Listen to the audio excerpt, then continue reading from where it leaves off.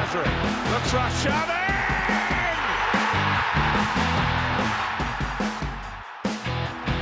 Gabriel Martinelli jusqu'au bout. Oh, il a fait l'exploit de Gabriel Martinelli.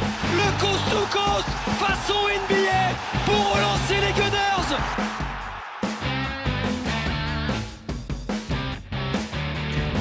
Hello and welcome to this week's episode of the King Gunners podcast with me, Omar Bashir, and Suheil Hamada, not Ahmed. Suheil, hello. Hey, how you guys doing? I am okay. I don't know how everybody else is doing, but I am okay. How is it in Canada? Well, the cold is reducing slowly, so we're heading towards the end of winter soon, hopefully. But yeah, it's been good, apart from the lockdown stuff. But other than that, it's been good. How is the pandemic over there? It's not as bad as it was probably maybe 2 or 3 months ago, you'd say.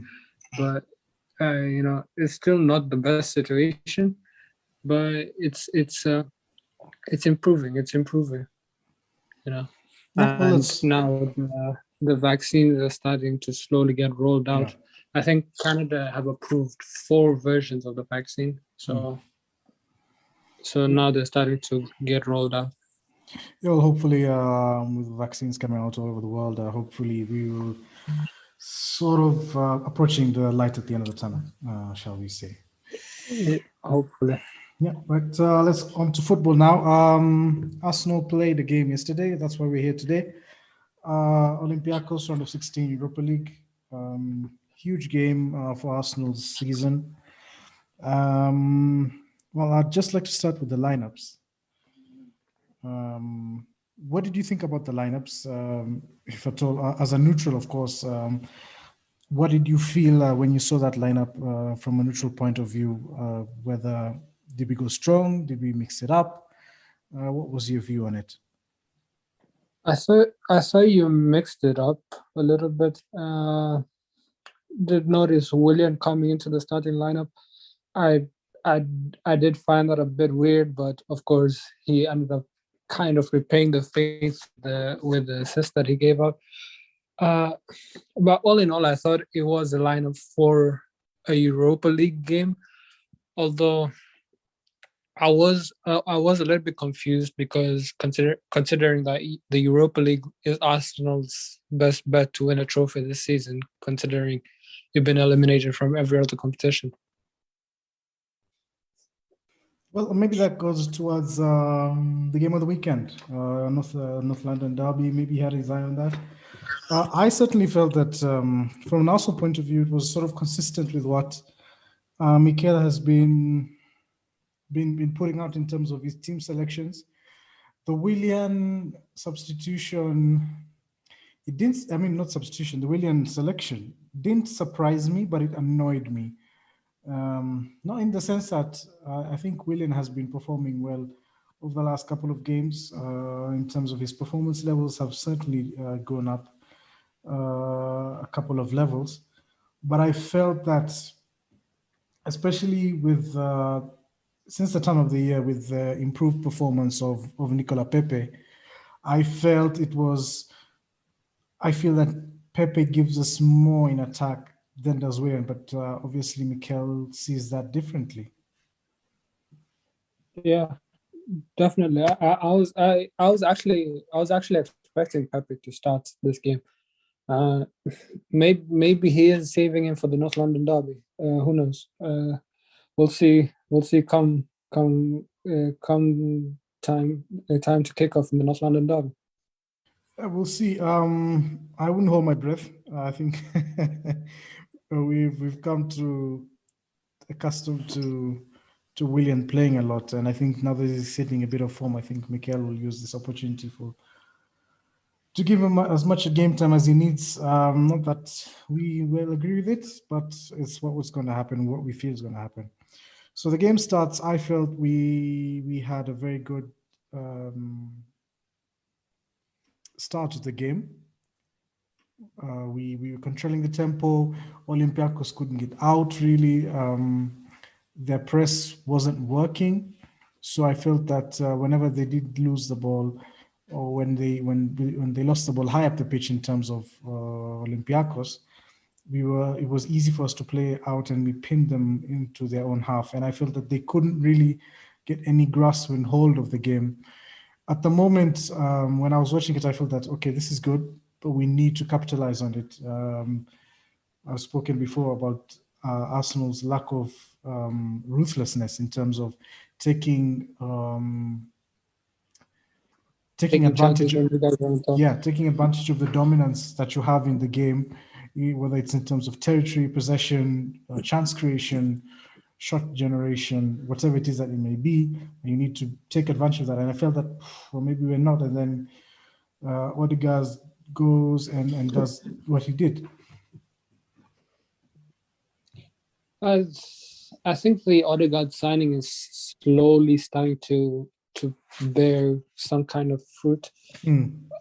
I did when I first saw the signing, I did think it was going to be a tough ask for him to come, especially since he wasn't much of a starter in Madrid, and for him to come to Arsenal and to kind of be that difference maker, and have that kind of effect, especially mid-season. I did think it was going to be a tough ask for Odegaard, but I think he's slowly starting to settle into the Arsenal team, and we're slowly starting to see the qualities that we know that he possesses.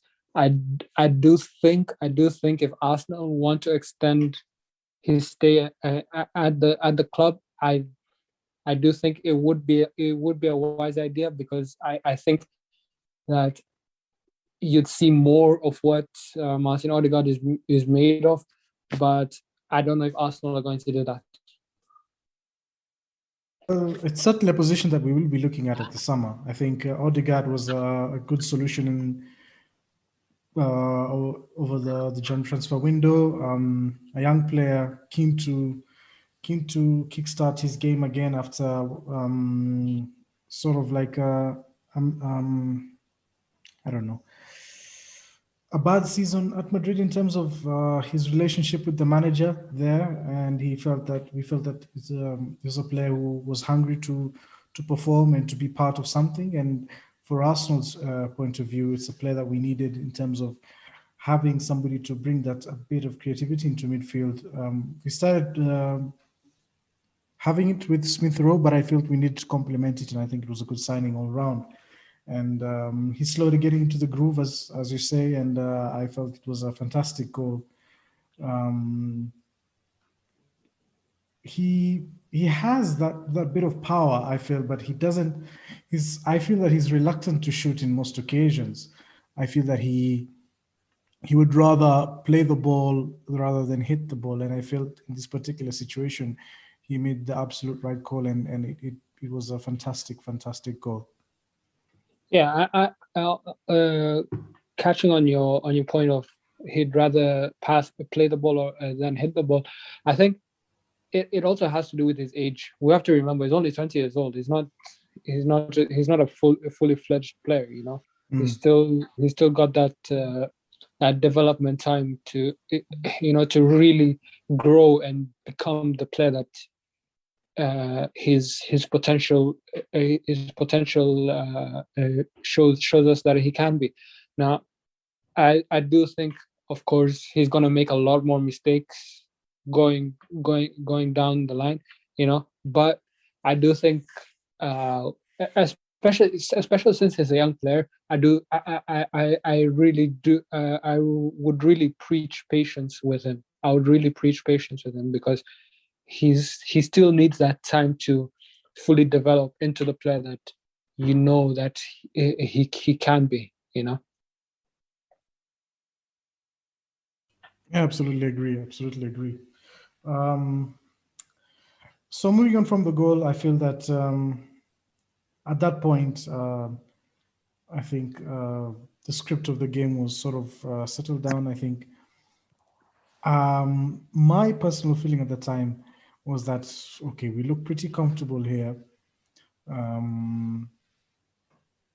And we shouldn't really have any problem with it. And going into halftime as well, I think anybody looking at it from any point of view, maybe apart from an Arsenal point of view, would say, oh, Arsenal have been really good. They're in control. They've scored the goal. We'll probably go on and win this. But I think from an Arsenal fan's point of view, we're feeling, okay, we've scored, but we've been messing up the last couple of games. We need to score the second and the third to make sure that the game is completely in the bag. And it felt that way exactly until the mistake. Whatever happened at the back, let in the striker of Olympiacos, and he scored the equalizer. And at that point, you're thinking, okay, here we go again. What are we going to do about this? I've watched Arsenal's games. I've watched a lot of Arsenal's games this season, and I do admire Arteta's persistence to play out from the back, but Arsenal need to pick their moments. They really do need to pick their moments when they're playing out from the back. It cost them a goal against Burnley. It cost them a goal against Olympiacos yesterday, and they really do need to start really picking their moments of how to play out from the back and when to play out from the back. Because yes, you can, keeping the ball is a good thing, but keeping the ball at that end of the field, in times when you don't need to, it will really cost you. And it proved luckily for Arsenal, they did go on to win the game yesterday, but at that point in time, it proved like a costly mistake.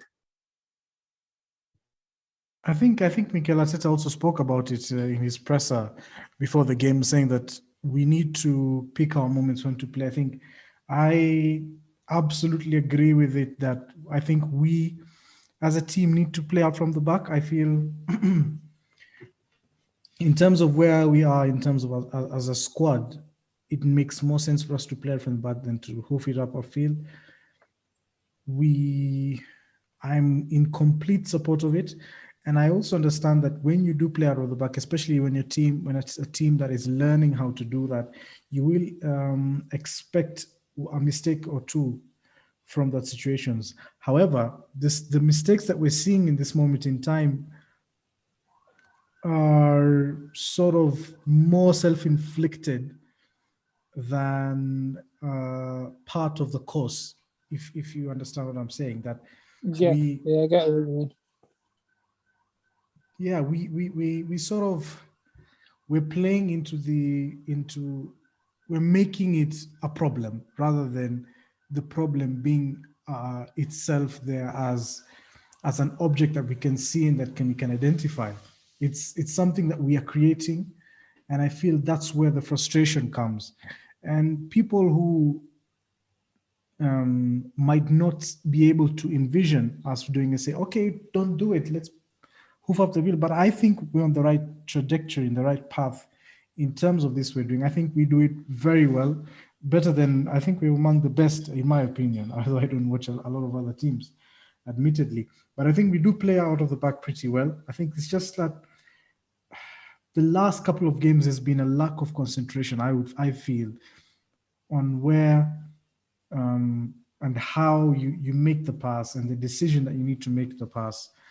The last match, Xhaka got into criticism. Yesterday it was Leno. So I feel that I think it's the right thing to do, but how you do it and when you do it is, as you said, the most important factor, and will determine how successful it is. Yeah, exactly.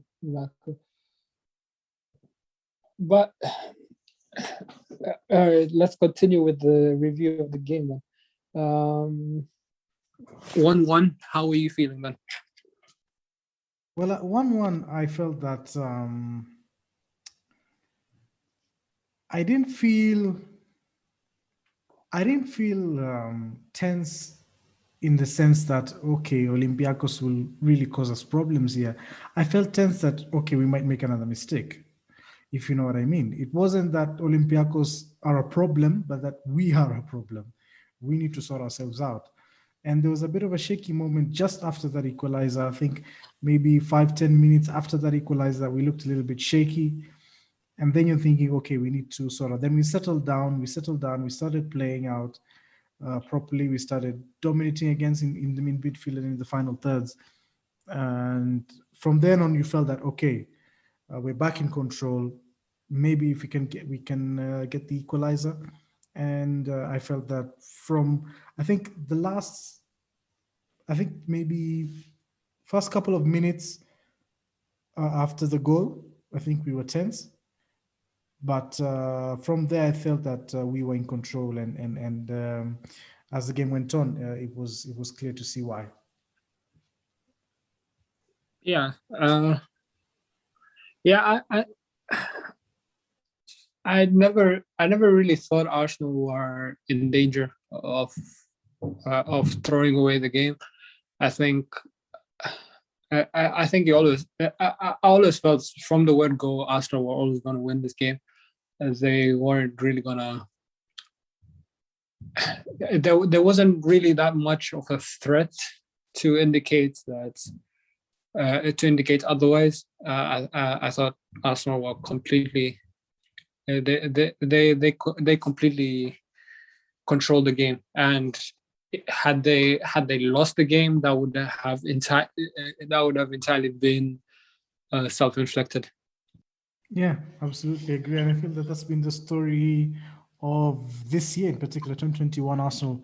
I think in most games really have been really good and been really dominant over the opposition. It's just that we make mistakes sometimes, really early mistakes that we can't rectify. I'm thinking some of them in the Premier League, Aston Villa, some of those games, Burnley, of course. And then, so I felt that maybe that could go in this direction in terms of the Olympiacos game, but I think we rallied and we produced towards the end. The second goal, sorry. I'm just having another look at it now. Anybody who knows me knows that I played in defense. And so for Gabriel to score a goal like that that's a fantastic header. It really It is. was a very good header. I mean, he gets the loop on it. It's the power, the run, the vision, the strength, everything about that. I mean, any defender would love to score a goal like that. That's an absolute fantastic goal. I'm just looking at it again. Oh, brilliant goal, and an important one as well. Yeah, definitely. To not only to regain the lead, but to also have that second away goal. That was crucial. That was absolutely crucial. Yeah, I felt, and he was having a good game. I think he's been a bit shaky since he got the COVID-19. He's come back. Yeah. He's gotten back to where he was before that. And I feel that he had a good game today, and a big game and an important game, and a huge goal. At the time, you felt, okay, 2-1, we've got 2 away goals, we're in the lead, it should be comfortable. The third one really was a bit of a surprise because it came from a very unlikely source. It was a brilliant hit as well, swerving just at the right moment. I think you saw him when he was coming forward, El Neni. He's driving, and the players are backing off. They're backing off. It's like, okay, go on, shoot. And he did shoot, and it ended up at the back of the net. Was it his first goal in how many years? No, he actually scored in the group stage. Oh, he did. Really brilliant goal as well. I remember. Now. I remember. Yes. He scored. I think he scored like 4 goals for Arsenal, and like 3 of them have been outside the box. So, I don't know. Maybe he's got a knack for it. I don't know. Maybe he should shoot often. But what he can say for sure is that against Olympiacos, it was a really good goal, an important goal, and it sort of gave the I feel it gave the right scoreline to how the game was. I think I think Olympiacos benefited from a mistake, but I think Arsenal were the dominant team throughout the 90 minutes. Mm-hmm. Yeah, I think all in all, it was a fair result, and a very good result for Arsenal. To have a 3-1 lead going into the home leg. Yeah, all in all, I don't think Arsenal can complain too much about last night's game. Yeah, 3-1, comfortable win. Now it's all over to the weekend. Spurs, the big one. Tottenham, I think, also won. If I'm not wrong, I don't really follow them. They won by a goal to nil against Dinamo Zagreb. I'm just checking out. It was 2-0. 2-0. Yeah, both goals by Harry Kane. So they've been scoring. They've been hitting a bit of a purple patch, Tottenham, over the last couple of weeks. Yeah, if I'm not wrong. So probably not one of the best times to face them, but it's the North London derby, so either way, it's going to be a really, really tough game. Of course, I feel Tottenham over the last few years they've been kind of showing up for this game. They've been performing well during the North London derby, and I do think it's going to be a tough game for Arsenal. I really do think it's going to be a tough game for Arsenal, but I don't see much to separate the two teams. I don't know. I wouldn't agree with you in terms of showing up. I think what I would say is that they've gone into these games with a plan. I've never gone into a Tottenham game where I felt like, I've never, like, after a North London derby and say like, oof, Tottenham played really well, like we're miles off them. I've never felt that. I think what they've done, especially the last couple of years, is made the games more competitive. Because if you actually think about it, they haven't won at the Emirates for 10 years. Yeah. So like, all their wins against Arsenal have come at White Hart Lane. We know Arsenal have had issues traveling away from home. Last season, I think which game was this one? There was a mistake in there, but Tottenham really, I think it was very early in the Mikel Arteta reign. So, and Mourinho, of course, being the experienced coach he was, just managed that situation and got the win. I felt Arteta played into his hands. The one this season, I'm trying to remember. We have played them. Yeah. I mean, they score a wonder goal from Son, and then the counter-attack, Thomas Partey is off the pitch. So I don't want to be, sour grapes here, but, I think what I can say that they've capitalized on situations. I think we can give them credit for that, but I don't feel as though they have been, dominant in these games. I feel I think if anything, they've been really close. They've been really close in periods where, especially, I think Arsenal have been. I think it's fair to say they've been poor over the last couple of years, and this is sort of like a high point in Tottenham's history in terms of their performances and their league finishes and what they're trying to do in terms of as a club. So I feel that they've bridged the gap in terms of quality, I think, for sure, and the games are more competitive. But I feel that the upturn in form of the forwards is a problem for Arsenal. I think that will be, because even on any other day, they are a problem for anybody. And I think when they're on form, I think it's even more of a problem. Yeah, and I think especially with what's his name, Bale slowly starting to find himself in this Tottenham team. It deems a new kind of headache for Arteta to deal with. Yeah, he was speaking about it this morning, saying it's a very interesting team, Tottenham, actually, because the forward players create for themselves. they don't really have a creative force behind them. So all the creation comes from they themselves, from Bale, from Son, and from Harry Kane. So you can like sort of have 8, 7 players behind the ball, and then you just leave the three guys up front to do their own thing. And more often than not, it works. And especially when they're on form, it definitely works. So I think Mikel Arteta will have to think about that, how we manage that situation. Um, will Tottenham press? Will they sit deep? Because I feel, I think if it was a couple of weeks ago, I think Tottenham don't press. I think they let us have the ball because we had Yeah, issues with the low block. But I yeah. think seeing the last couple of games, Mourinho might be tempted. Okay, let's try and press them. So it's really interesting in terms of how tactically the two coaches will go about it. But certainly, I think it'll be a very intense game, very close game.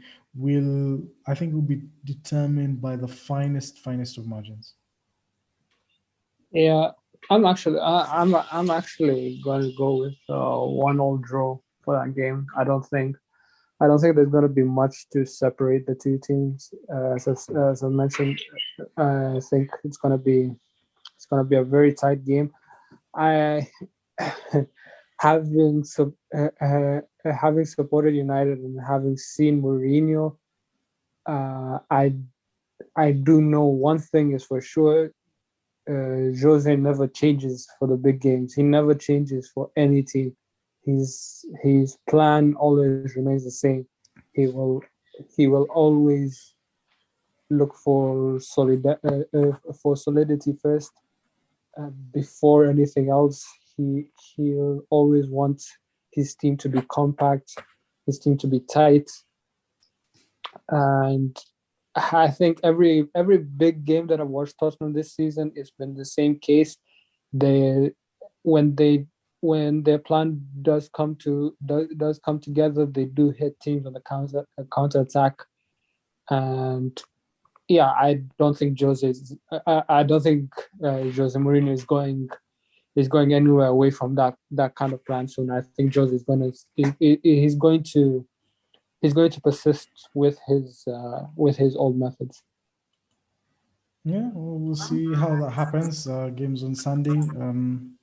Tottenham are 8 points clear of Arsenal, the same amount of games played. So I think for Arsenal, I don't know. There's sort of a split in the Arsenal camp in terms of fans, where and me and Ahmed have been on different sides. I feel that certainly the league was over because of what happened in October and November, that period when we had a very, very bad run of games. I felt that our season at that point, in terms of whatever we could do and achieve in the league, sort of died in that period. And now the the league is sort of like a by the way.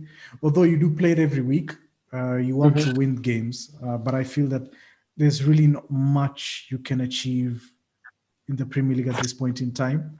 So I feel Especially after that run of games, and with the teams that are above you. yes, those two things I think are the huge factors.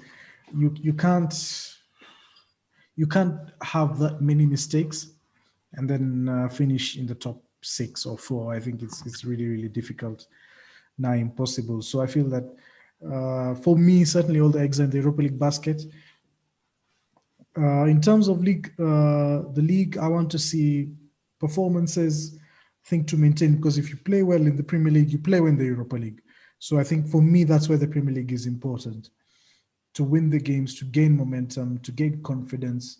That for me is the important thing. And then, whatever happens will happens in the league. But the priority, of course, is Europa League. And that's for me is a more clearer path towards Champions League football. And of course, most importantly, a trophy. Definitely. I mean, it wouldn't make sense going all out in the league when there's probably nothing to play for Arsenal at this point in time. I can definitely rule top 4 out for Arsenal. In my opinion, it would take a certain Hail Mary to achieve that, to achieve the top four. Top six, maybe, but uh, it would require that the teams above Arsenal have some drastic drop in form, which is difficult because there's so many. We're talking Yeah. about Aston Villa, Liverpool, Everton, West Ham. There's so many teams above us, so it will require. It would require all those teams to dip, like their performances to just dip and their results to dip completely. Or if we win the next game and all the games at the end of the season, which of course we can. I don't see us doing. You're gonna go on a sort of run like what Man City did, because when Man City started their run, they were 13th, I think, or 11th. I don't know. They went on a 20-game run. Now they're 14 points clear at the top of the table. So they were ninth at the time when they started that run. Yeah, so I mean that explains you have to go on such a run, not unbeaten run, but a winning run of 20 plus games. So that's for a Man City team as good as they are, for them to do that is in itself incredible. I think it's very difficult to ask the same of an Arsenal team, very much in a rebuild in terms of where they are in terms of squad progression. Yeah, exactly. I mean, all eggs should be in the Europa League basket. I should think Mikel Arteta should have seen that by now. But yeah, I mean, as I said, in terms of the league, I'd say at most maybe an eighth place finish this season for Arsenal. Anyway, I think let's stop there for part one. We'll go back to part two, where we will discuss generally where we are with the Premier League and predictions for the weekend. So, unless there's something else you want to add, Suheil? No. Okay then. We will be back to you with part two right after this.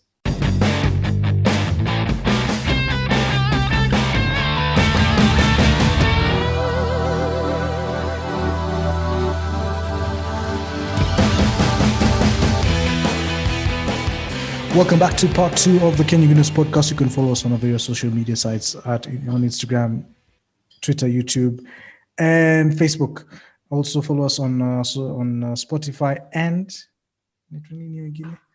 Apple Podcasts. Yes, Apple Podcasts. I don't know. It's 11:15 p.m. here. I am really exhausted from work, so it's not as smooth as it usually is. So anyway, we've got a lot packed in for part two, and I really want to go through this really quickly. I'll just start with a question, because we wanted to talk about how the league positions various teams, and predict who will finish where. And just to start with your team, Manchester United, I have a question from Daniel Minu on the Discord. He tells me, what is your personal opinion about our defensive woes, and how can Manchester United transition back into a football powerhouse?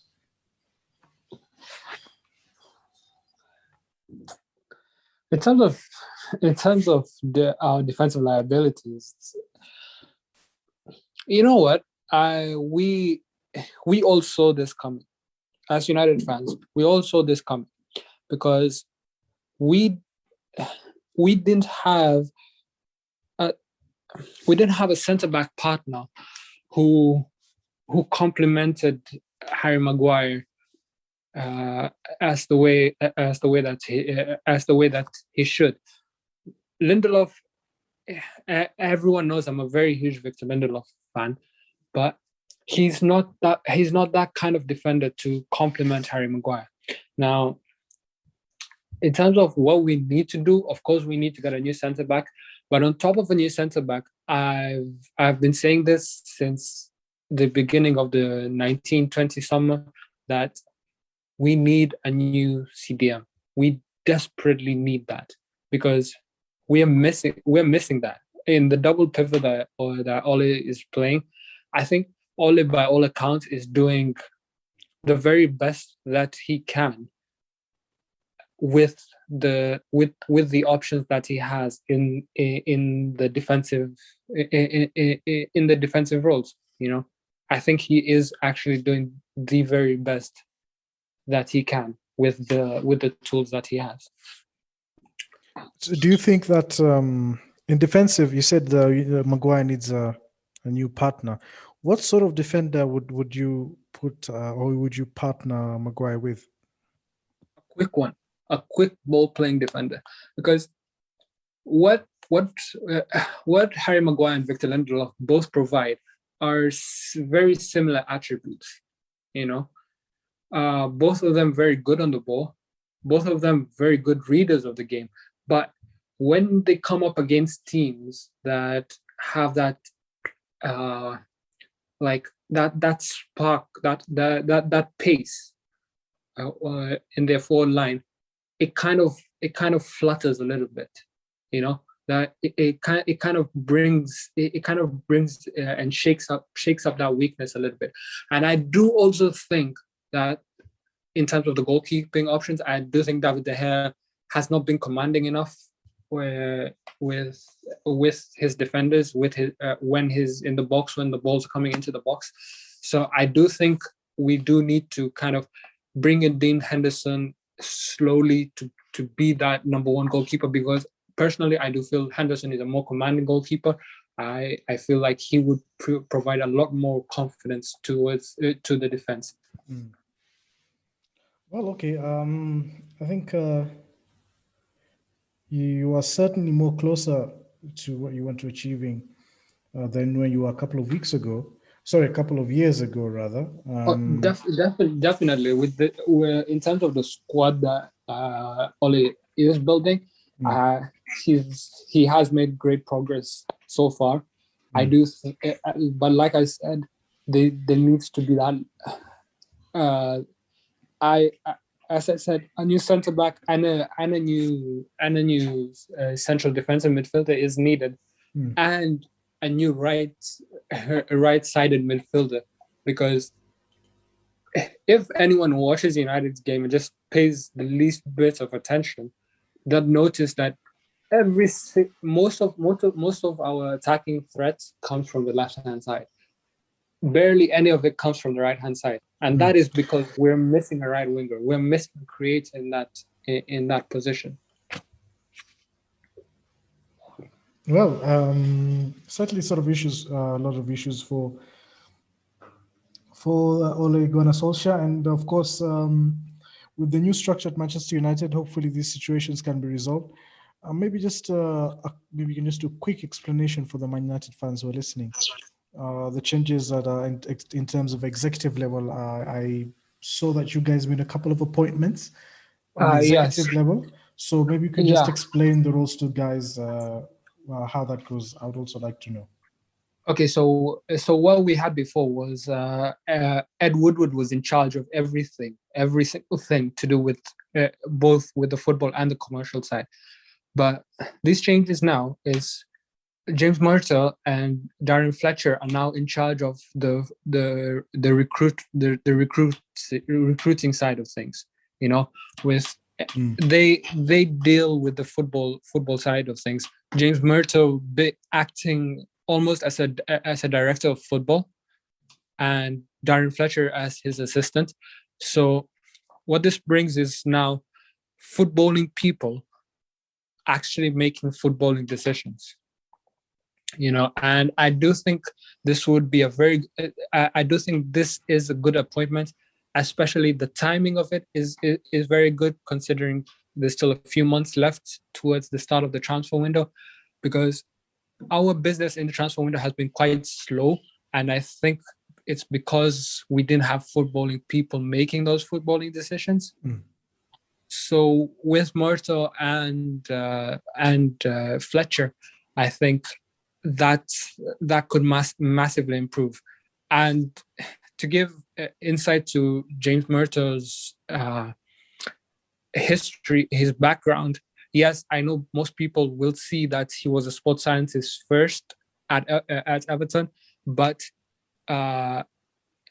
they should know that he was actually when he came to Manchester United, he was head of the academy development, and we've seen how much that has been fruitful over the last few years, especially with the talents that have come through in terms of Hannibal Mabry and the likes of Sharatiri. So he was actually in charge of that, Okay. And where does that leave Ole in all this? Where does he feature in this new structure at Manchester United? Well, Ole would go directly to Murto and Fletcher to explain to like mention his targets based on the scouting reports that the scouts would deliver, and he would give the list of options of the targets that he would want it come during the transfer window, and then Murta and Fletcher are the ones to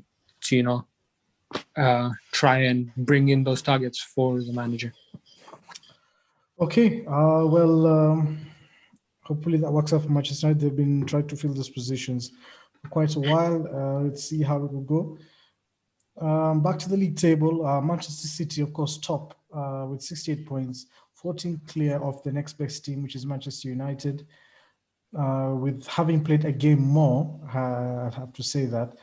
But I think Manchester City deserving of their lead as of now. Of course. I mean, I think they've been a class above, especially since they started that winning run. They've been a class above every other team in the league, and above many teams in Europe as well. So they've been deserving.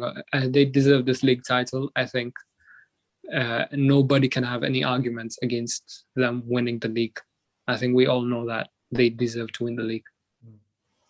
I think as well what's important, and something that I've noticed, is that especially with the congested fixture situation that we have currently in the footballing world, they've taken to, I think what people have noticed about Manchester City this time round is that their defensive strength has really been a highlight of what they've been able to achieve in terms of their performances and their results. I think they've been very good in terms of their defensive structure, and I think that in tune goes down to their style of play, which is possession based. They base their attack and their defense on possession, and I feel no matter how good you are, it's very difficult for you to attack a Manchester City team because they have so much of the ball. And when they lose the ball, it's an instant 5-second press, and then more often than not they will regain possession rather, and the cycle continues. So I feel I don't know if because I'm looking at the next couple of years in terms of footballing wise, the footballing calendar. Things don't get easier. We've got a summer competition coming up, and then we've got next year. I think it's next year. We'll have the World Cup in the middle of the season. So it will still continue to be congested, and maybe football will be moving towards that sort of framework in terms of defending, because I feel that it's. I mean, if you look at Manchester City statistics this season, they're running less. They're running less, but they're defending better because they have the ball more, and they're more fitter because they're not exerting themselves physically as much as they would in a normal season. So I feel maybe we'll see more teams gravitating towards that. I don't know. We'll just have to. But what we can say is in terms of the exerting themselves and them looking very fresh, I'd say them having probably the deepest squad in the league, and also one of the deepest squads in Europe. That goes on to help, and in quality as well. A whole lot. Yeah, exactly. The quality, not just the depth of the team, but the quality in depth of the team. That goes on to help a whole lot. Yeah. And in terms of the defensive solidarity, like the defensive solidity. Why do I keep on saying solidarity today?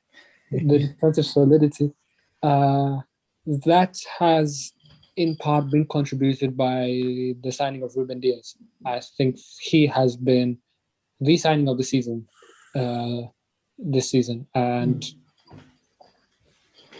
he really has helped transform that City defense. Because I mean, I'd take you back to September before they signed Ruben Diaz, and City looked like they were in sixes and sevens at the back. They didn't look like they had any kind of compactness. They looked like they would concede anytime a team comes at them.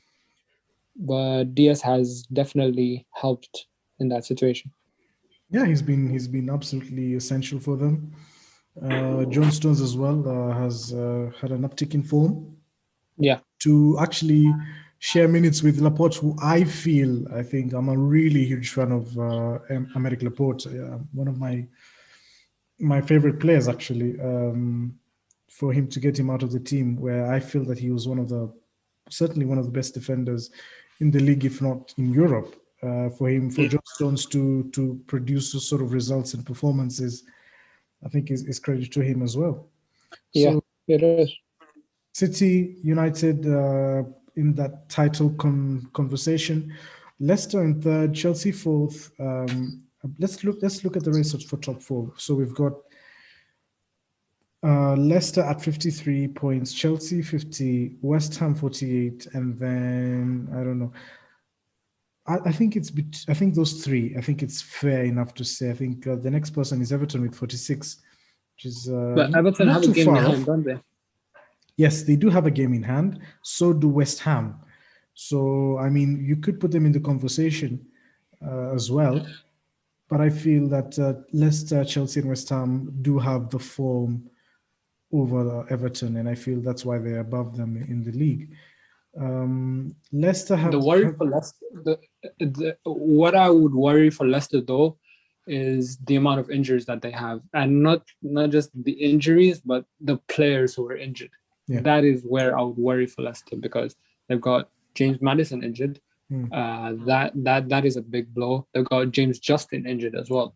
Now, those two have been two of their very best players this season. Yeah, but I feel that they've shot themselves in the foot there. I mean, we played them recently a couple of weeks ago. I don't know if it's last week. It seems like a couple of weeks ago. They played. They had Europa League as well. No, I think it was a couple of weeks ago. I think 2 weeks ago. They played Europa League, and the sort of more or less the same team played again on Sunday. So, I mean, you're really shooting yourself in the foot. I think that contributes with the quality that they had in the team. I don't think they have the freedom to switch up as much as the other teams in that race do. Okay, the Chelsea, the City, the United. I agree with you. I certainly agree. They didn't have the quality in depth. But what I can say is that at this point in time, there's a case to argue that a fitter player who may not be as good is more valuable than a player who's good but is not as fit. In this, but especially if you can get somebody who can run for 90 minutes, that's more valuable for you in this particular climate. I mean, it's arguable, I feel, because I feel when we went into the game, we put in we changed in the players. Okay, we had Willian come in, we had Pepe come in. These are players who are not in form, but they're still good players, you know. But they were fitter. They had the advantage over Leicester on that. I think that's probably the only advantage they had over them in that particular moment in time. And from that game, they were able to build up their confidence. And we're seeing Willian now sort of performing to levels that we'd least expect from him. Pepe, of course, continuing on his good run of form. So I feel that I'm not saying rest all your good players, but just manage that situation more. I feel that Brendan Rodgers, I mean, it would be easy for them to say, okay, fine, they have a small squad, which is true, but I feel that Brendan Rodgers should have done much more in terms of his squad management. And maybe we'll see how it will pay for them in the end. But I think for me, that's the breaking point. Yeah. But I still think they should have enough, to get over the line. That's what we said last season. Compared to last season, probably last season should be a lesson as to not letting their standards drop. But I do think they should have enough, especially since the only other competition they are in is the FA Cup, which we play them in I think the following Sunday. Yeah, but I think they should have enough. They should have enough, unless they start losing games and West Ham come and start West Ham continue the impressive form. They've been really good, actually. Very impressed with them. What they've been able to achieve this season. I think they've sort of taken advantage, I feel, of the fix. I think, I don't know. What I can say, they are playing well, and they're doing really well. They definitely are playing well, and the thing that you will be guaranteed to see with this West Ham team this season is that they're very solid. They're very solid. They keep their shape, and it's not very often you'd see a team break them down. They keep their shape, and they have players who can whip the ball in. I've got Michael Antonio, who's transformed himself into a poacher. You've got Jesse Lingard, who's regained his confidence, which for me personally is a very, very good thing to see. I absolutely have a lot of love for Jesse Lingard, and I'm so happy that he has regained his confidence. And then you've got the midfield too, the pivot of Declan Rice and Thomas Suchek, who Declan Rice has had a really good season, though. I think every time I've watched him, he's looked fantastic. Every one of those West Ham players this season, whatever position they finish in, they can hold their heads up high, and they can say, we performed to the very best of our abilities, and we gave absolutely everything to this. We gave absolutely everything to this season. I don't think a single West Ham fan would say anything different. To Chelsea, which is an interesting team to discuss, I feel. I mean, they're currently fourth, of course, in a Champions League position. They won the first leg against Atletico Madrid in the Champions League. I don't know. Are they in any cup? Are they in the FA Cup? Yes, they are in the FA Cup. Yeah, so I mean, for all the doom and gloom what happened before Frank was sacked, I mean, things are looking pretty okay for Chelsea, actually, if you think about it. Tuchel, of course, still unbeaten as a Chelsea manager. I have to be honest, and I cannot tell you the last Chelsea game I watched, probably when they played Arsenal. So I am probably the last person to be talking about Chelsea. I've watched a few Chelsea games. I think I watched 90% of the Chelsea games that since Tuchel has been in charge. It's been a very interesting watch. Chelsea are they're still unbeaten. I tweeted this a few weeks back, and I still stand by it. Thomas Tuchel's Chelsea reminds me of United under Louis van Gaal. They resemble a lot of that United team under Louis van Gaal. That Chelsea team, there's a lot of similarities, a whole lot of similarities, and I don't know whether that would be a good thing or a bad thing, because the difference between this Tuchel Chelsea and Van Gaal's United, I would say the difference is that Tuchel has more attacking options compared to Louis van Gaal. I do think Tuchel has a lot of attacking options. He has more creative options, but the thing that would, if I was a Chelsea fan, the thing that I would be fearful of is once teams learn how to play against us, because Chelsea keep a lot of possession without creating any real chances for long periods in games. They under Thomas Tuchel, they go for long periods in games where they will keep the ball, but they will not create any real chances, any clear-cut chances that you'd say, oh, he should have scored there, or he should have scored there. I think I can count the amount of big chances they could create in certain positions. I think even when they beat Liverpool, they needed Mason Mount to run across and finish it on his own. So that's the only part that I would fear for Tuchel's Chelsea. The part that I would put in a lot of confidence in, if I was a Chelsea fan, is that the defense isn't that likely to be breached now, because they keep a lot of the ball. If you look at them,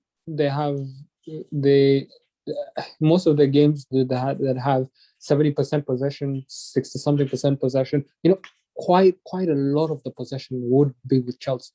So that it's gonna be very interesting. But credit to Tuchel, he's steadied the boat at Chelsea. He's steadied the boat, and it's gonna be very interesting to see where they end up in the Champions League, where they end up in the FA Cup, and whether they can keep this up and finish inside that top four in the league. I do think that he has enough to finish inside the top four. I don't think he should have any excuses to not finish inside the top four, but it's going to be interesting to see over the next 10 games. Yeah, absolutely, for sure. Moving on swiftly, I'd like to go to the relegation battle, just to skip the whole middle part of the Premier League table. I feel that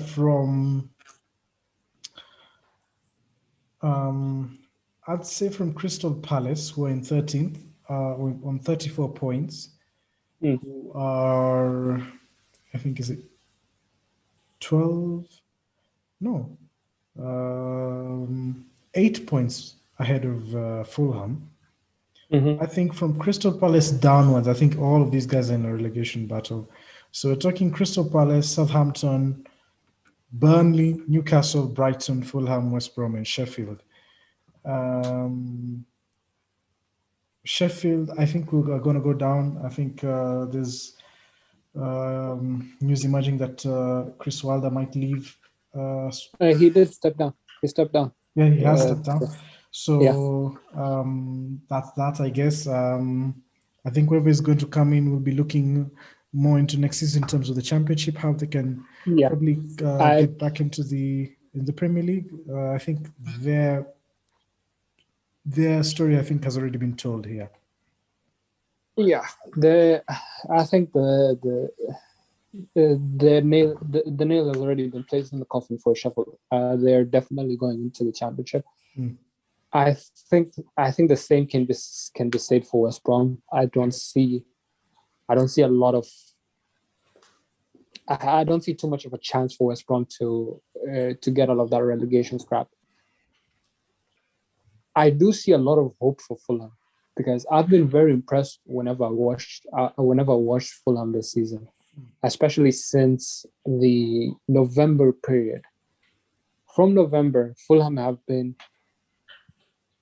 kind of transformed themselves, and I really did wish that their owners would have invested in a proper number 9 in the winter transfer window, because I felt that they needed one to score them goals, because the chances was there. The chances that they create, they don't have a problem in creating. What they had a problem was in finishing, and I really did wish that the owners could have invested in a new number 9. But I understand in January it's very difficult, especially for a relegation threatened team. It's a very difficult ask. But in my opinion, I do think Fulham would survive. I don't have a lot of confidence in Newcastle though. I really do not have a lot of confidence in Newcastle. I think Newcastle will drop into that relegation zone come the last few games of the season. Well, Newcastle actually are 1 point ahead of Fulham, but of course Fulham have played a game more.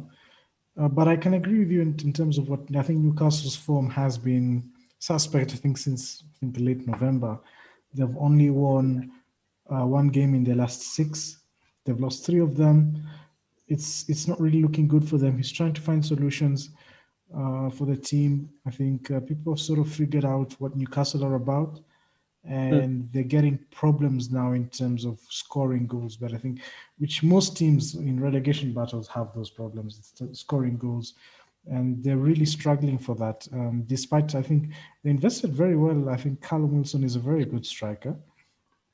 I think it's enough chances for him, which I don't think they have.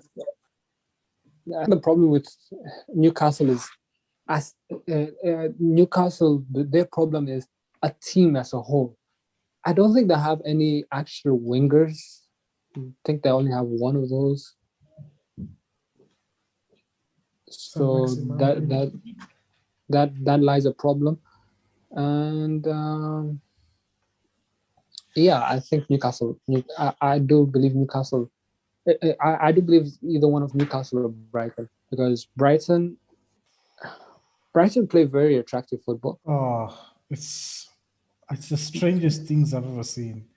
The problem is they will create probably 7-8 chances in a game. They cannot finish. It's an anomaly.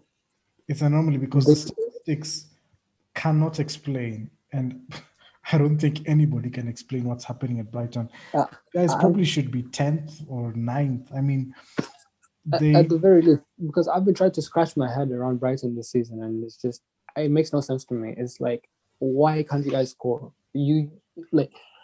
It's not like you're not creating chances. You're creating more than enough chances. You create more chances than some of the big teams. It just, when it comes to finishing, it's like they just, it's almost like they freeze. I just don't know what's going on there. It's really strange. Well, they're 17th. Same amount of points as Fulham. Fulham, of course, have played the game more, so that's really tight there. Moving up ahead, we've got Burnley, Southampton, Crystal Palace, who are not really safe, but they don't have enough points to eliminate themselves from this. But I don't think those 3 teams are in any sort of danger at any time soon. I think they're safe. I don't think they need to panic. I think just pick up a few points as the games go along, and they should be safe. I don't see much of a bar an almighty miracle. I don't think those teams should be too worried about where they're going to finish. Which moves us into the middle zone of the table. I'll start with the topish half of the middle of the table. We've got Everton at 46 points, Spurs on 45, Liverpool on 43, Villa on 40. 6 points between those 4 teams. I think Liverpool are the ones who played 28 games. Aston Villa have 2 games in hand, so if they win those, they're up to 6th. It's really interesting. It's really interesting. I think it's a mixture of teams. I think Everton have played better than they have over the last couple of years. I think Spurs have had a resurgence. They've put a couple of wins together and they've moved up the table a little bit. Liverpool, I think that's where the discussion is. They've been absolutely shocking. I think 5 wins in a row. They haven't won. They haven't won a home game since December. Yeah, 5 wins, 5 losses. Sorry, at Anfield. That's the first time it's ever happened in their history. So that's a record nobody wants to mention. They're on course to be they're on course to be the worst title defenders in the history of the Premier League. I think the only ones who are worse than them is Leicester.